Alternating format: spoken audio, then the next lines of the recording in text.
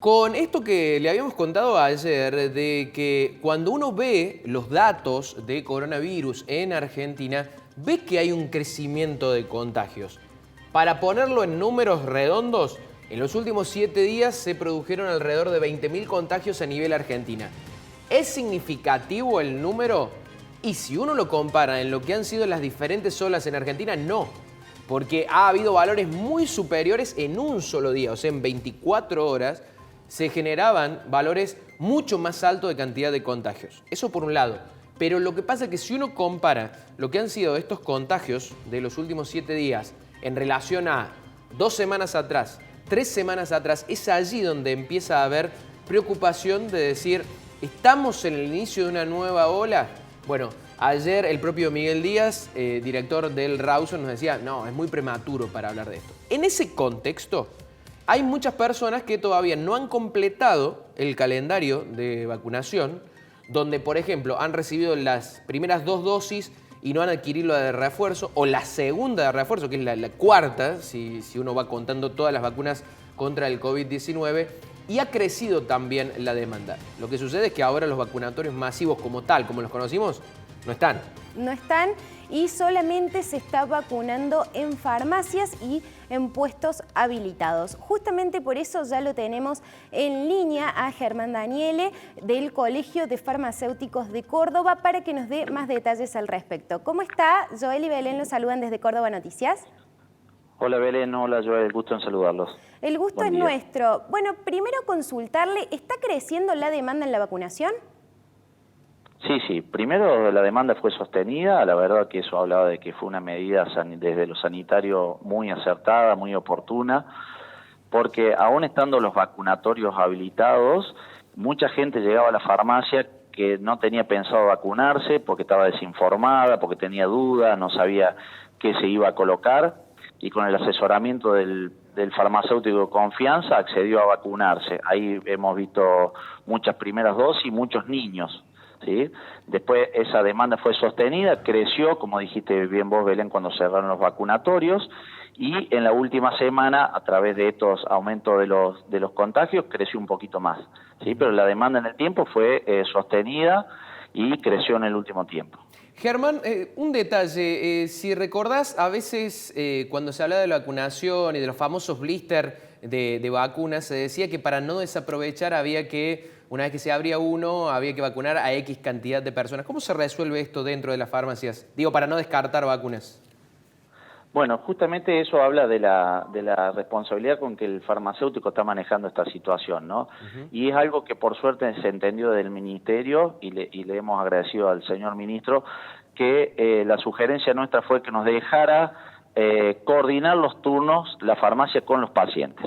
Entonces, entendiendo lo que decís vos, que una vez abierto el frasco la vida útil es corta, y ese frasco, en algún caso como Pfizer, podemos sacar 6 dosis, como Astra sacar 10, la farmacia arma grupos de personas y ahí asigna los turnos.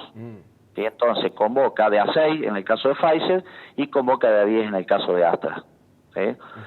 Una vez que están los pacientes, en ese intervalo de tiempo en el cual la farmacia dio los turnos, bueno, se abre ese frasco y se empieza con la vacunación.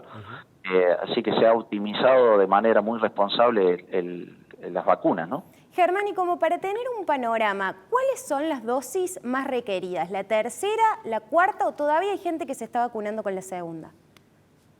No, en este momento estamos el primer refuerzo, o sea, la tercera dosis, digamos que es lo que más se está demandando. Y ahora creo que la pandemia nos ha dejado una enseñanza que es el hábito de vacunarnos, ¿no? La conciencia frente a la vacunación, la concientización frente a la vacunación. Nos está pasando con la gripe también en la campaña antigripal PAMI, que apenas llegaron las vacunas, se agotaron en una semana. Y entonces ahora empezamos a ver cuartas dosis también. Pero estos últimos días fue como que el primer refuerzo era lo que más se demandaba.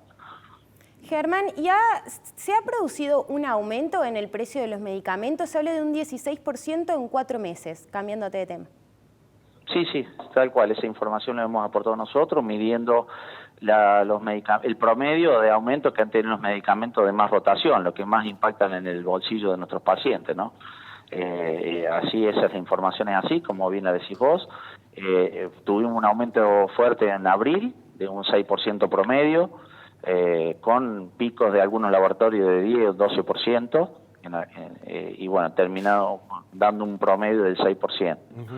Eso es lo que hace el acumulado del 16%, y creemos que a partir de ahora, si me apuras con un pronóstico, el aumento promedio mensual va a estar en un 5% aproximadamente. Claro, claro. Germán, simplemente para cerrar, y porque es un tema que está en agenda, ¿cuánto influye en el precio de los medicamentos a la hora que el vecino va y lo adquiere? Dos temas centrales en estos momentos. Uno que tiene que ver con la logística y el aumento de la nafta, por ejemplo, y el otro que tiene que ver con las paritarias, el aumento de los salarios de los empleados. ¿Influye mucho o poco en el costo final del medicamento cuando lo compra el vecino? No, lamentablemente el costo del medicamento lo fija la industria farmacéutica. Bien.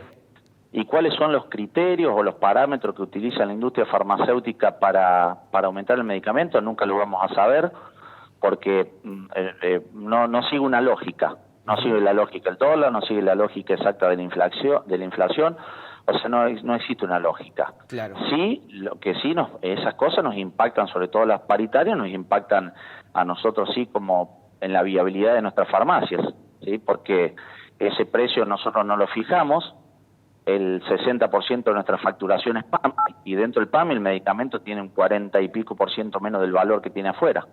Claro. ¿Sí? Entonces, eso que es una medida muy buena para los jubilados, porque el jubilado termina pagando en promedio un 10% del valor del medicamento, ¿sí? Es muy complicada para la viabilidad de una economía frágil como una farmacia de barrio o de pueblo, ¿no? Claro, Claro. Pero en cuanto al precio del medicamento, la que no sabe, insisto, lo que no sabemos cuáles son los parámetros que utiliza para aumentar es la industria farmacéutica, no sabemos cuáles son los criterios que utiliza. Se entiende. Lo fija el que fabrica, el que fija en este sector, el que fabrica es el precio al cual va a pagar el consumidor del medicamento. Germán Daniele, muchísimas gracias por esta comunicación. A ustedes, que tengan un buen día.